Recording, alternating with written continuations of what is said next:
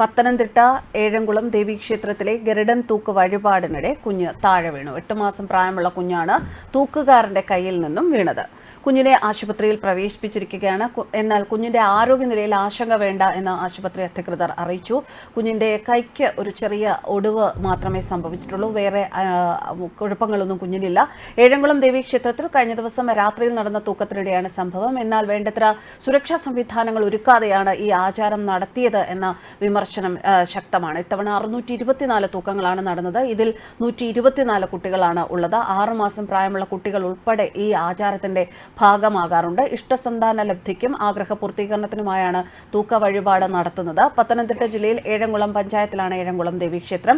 തെക്കൻ കേരളത്തിൽ തൂക്കത്തിലൂടെ പ്രസിദ്ധമായ ക്ഷേത്രമാണ് ഏഴംകുളത്തേത്. പത്തനംതിട്ട ഏഴംകുളം ക്ഷേത്രത്തിലെ തൂക്കം വഴിപാടിനിടെ കുഞ്ഞു താഴെ വീണ സംഭവത്തിൽ നടപടിയെടുക്കാൻ സംസ്ഥാന ബാലാവകാശ കമ്മീഷൻ ചെയർമാൻ നിർദ്ദേശം നൽകിയിരിക്കുകയാണ്. ജില്ലാ ശിശു സംരക്ഷണ സമിതിയോടാണ് നടപടിയെടുക്കാൻ ബാലാവകാശ കമ്മീഷൻ നിർദ്ദേശം നൽകിയത്. ഇത്തരത്തിലൊരു സംഭവം ഇതുവരെ ഇങ്ങനെ ക്ഷേത്രങ്ങളിൽ തൂക്കങ്ങൾ നടക്കുമ്പോൾ ഇത്തരത്തിലൊരു സംഭവം ഇതുവരെ ഉണ്ടായിട്ടില്ല എന്നതാണ് ഇവിടെ പറയേണ്ടത്. വളരെ ശ്രദ്ധയോടുകൂടിയാണ് തൂക്കം നടത്തുന്നവർ കുഞ്ഞുങ്ങളെ കയ്യിലേന്തുന്നതും അതുപോലെ തിരിച്ച് മാതാപിതാക്കൾക്ക് നൽകുന്നതും. മാതാപിതാക്കളിൽ നിന്ന് ആദ്യം കുഞ്ഞിനെ കയ്യിൽ വാങ്ങുമ്പോഴും ഒക്കെ വളരെയധികം ശ്രദ്ധയോടെയാണ് പലപ്പോഴും തൂക്കത്തിന് നിൽക്കുന്ന ആൾക്കാർ ചെയ്യുന്നത്. പക്ഷേ എന്തുകൊണ്ടാണ് ഇങ്ങനെ ഒരു സംഭവം ഉണ്ടായത് എന്നതിൻ്റെ ആശങ്ക പലർക്കും ഇപ്പോൾ ഉണ്ട്.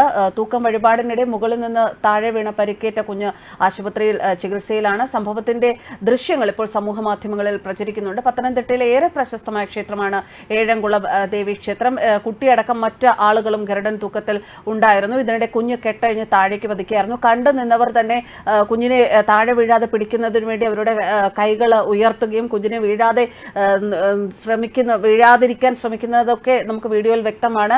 ഇങ്ങനെ കൈകൾ മാറി മാറി മാറി ഒടുവിൽ കുഞ്ഞ് താഴെ വീണതുകൊണ്ട് തന്നെയാണ് വലിയ അപകടങ്ങളൊന്നും സംഭവിക്കാത്തത് എന്നാണ് ദൃക്സാക്ഷികളായിട്ടുള്ള ആൾക്കാർ പറയുന്നത്. ചെറിയ ഒരു ഒടിവ് മാത്രമേ കൈക്ക് സംഭവിച്ചിട്ടുള്ളൂ. അല്ലാതെ ഇത്രയും ഉയരത്തിൽ നിന്നൊരു കുഞ്ഞ് വീഴുമ്പോൾ, അതും ഇത്രയും ചെറിയൊരു കുഞ്ഞ് വീഴുമ്പോൾ അവിടെ വളരെ അപകടകരമായ ഒരു സാഹചര്യം തന്നെയാണ് നിലവിലുള്ളത്. പക്ഷേ ഒന്നും സംഭവിച്ചിട്ടില്ല എന്നത് തന്നെയാണ് വലിയൊരു ഭാഗ്യമായി കരുതുന്നത്. കന്നിത്തൂക്കക്കാർ മകരഭരണി നാൾ മുതൽ 1 മാസത്തെ വ്രതവും മറ്റുള്ള തൂക്കക്കാർ ശിവരാത്രി മുതൽ ഒരാഴ്ചത്തെ വ്രതവും ആചരിച്ചാണ് പലപ്പോഴും തൂക്കവിലേറുന്നത്. വളരെ കഠിനമായ വ്രതങ്ങളും പരിശീലനവും ഒക്കെയാണ് ഈ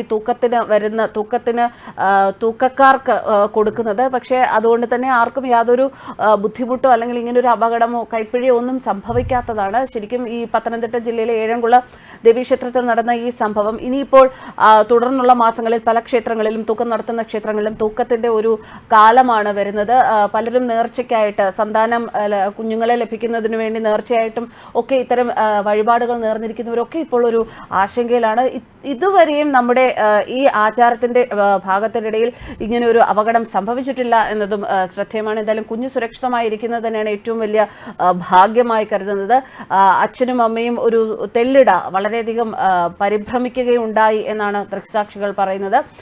എന്തൊക്കെയായാലും ചില ആചാരങ്ങൾ എന്ന് പറയുന്നത് ചില മതവിശ്വാസവുമായി ബന്ധപ്പെട്ട ആചാരങ്ങളാണെങ്കിൽ പോലും ഇത്തരം ആചാരങ്ങളെ ചോദ്യം ചെയ്യുന്ന കമന്റ്സും അത്തരത്തിലുള്ള അഭിപ്രായങ്ങളും പൊതുസമൂഹത്തിൽ ഉയരുന്നു. എന്തിനാണ് ഇങ്ങനെയുള്ള ആചാരങ്ങൾ ഇപ്പോഴും തുടർന്നു പോകുന്നത് എന്ന ചോദ്യം ഉയരുന്നു. ഒരു മതവിശ്വാസത്തിന്റെ അല്ലെങ്കിൽ കാലാകാലങ്ങളാൽ നിലനിന്ന് വന്ന അത്തരം ആചാരങ്ങളെ ചോദ്യം ചെയ്യാൻ ചിലർ മുതിരുമ്പോൾ മറ്റു ചിലർ ആ ആചാരത്തിൽ അടിയുറച്ച് നിൽക്കുകയും ചെയ്യുന്നു. എന്തായാലും ഇനിയും ഉള്ള ഇതുപോലെയുള്ള തൂക്ക വഴിപാടുകളിൽ എല്ലാ കുഞ്ഞുങ്ങളും സുരക്ഷിതരായിരിക്കട്ടെ.